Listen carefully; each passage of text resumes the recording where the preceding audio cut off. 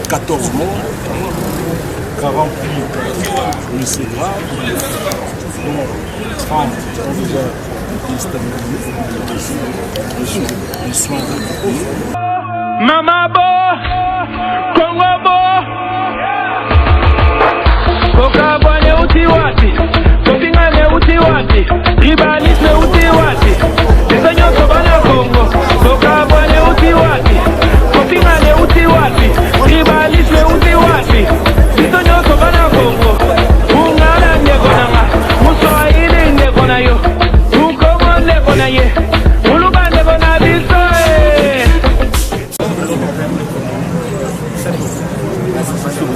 C'est les chaînes du pour oui, on était avec elle. On était avec madame. Alors, elle devait envoyer une ambulance. Il y a trois ambulances qui sont déjà là. Il y a l'ambulance de Maquille.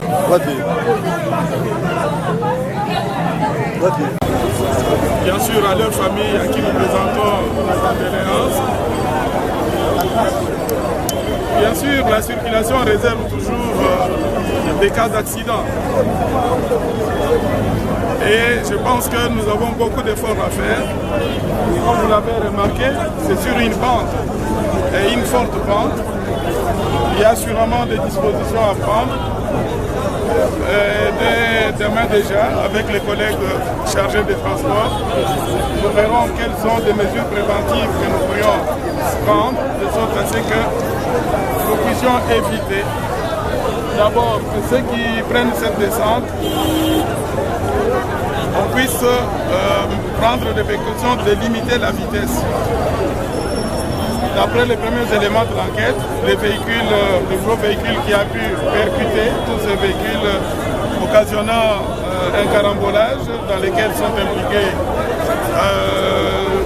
Donc il y a 6 véhicules qui ont été percutés et qui ont des dégâts graves, celui que vous voyez là-bas, et d'autres qui ont eu des dégâts assez légers.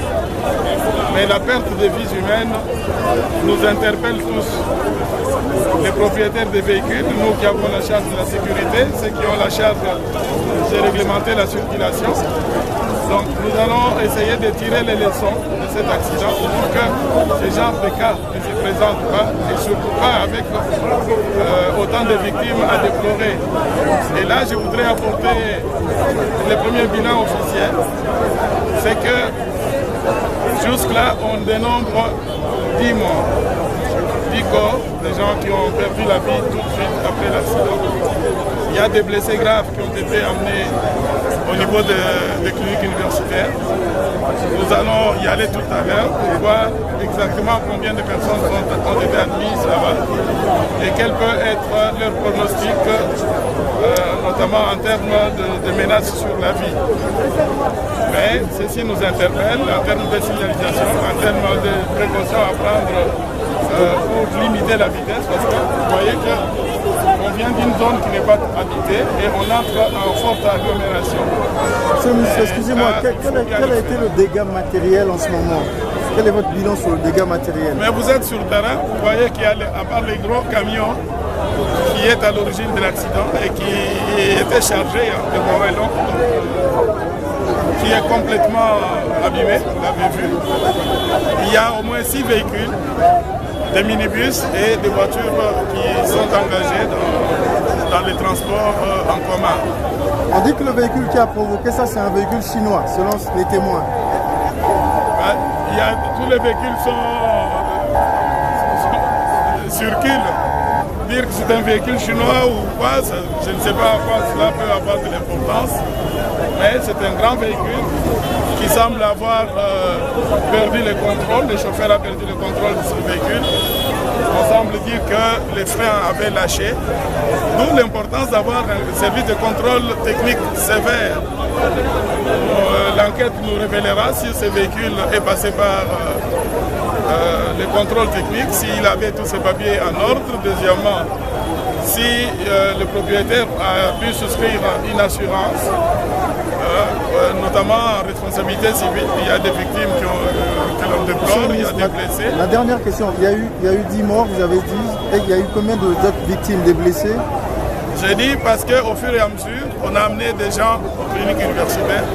nous allons y aller tout de suite et ce sont les services de l'hôpital, les cliniques qui vont nous dire combien de personnes... Les gens de camions d'abord qui peuvent circuler à Kinshasa. Je crois qu'il faudrait que les autorités qui ont en charge le transport, ainsi de suite, pourraient faire en sorte que le règlement au niveau du transport soit très bien respecté.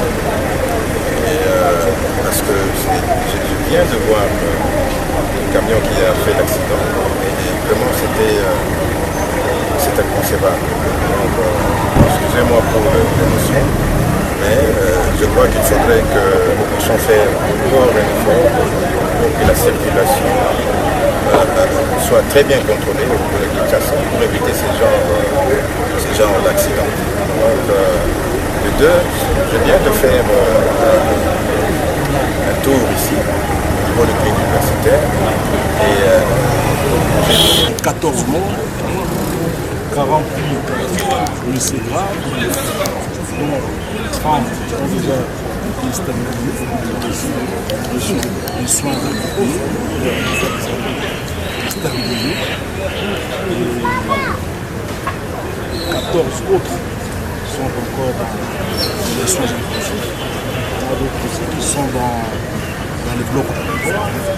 Faisons confiance à l'équipe des médecins qui sont blessés. Nous espérons que la situation va s'améliorer. Il y a eu 14 morts. 13 sont morts sur le champ, c'est-à-dire au lieu de l'accident. Et un est mort ici, juste sur le bloc opératoire. C'est l'occasion pour nous de présenter des condoléances aux familles éprouvées et c'est l'occasion également pour nous de sensibiliser la population qui nous reste. Nous leur demandons tout simplement de ne pas rester au bord de la route et surtout les mamans qui vendent le long des routes asphaltées. Mama bo, Kongo bo, Kokabwane uti wati, Kopingane uti wati.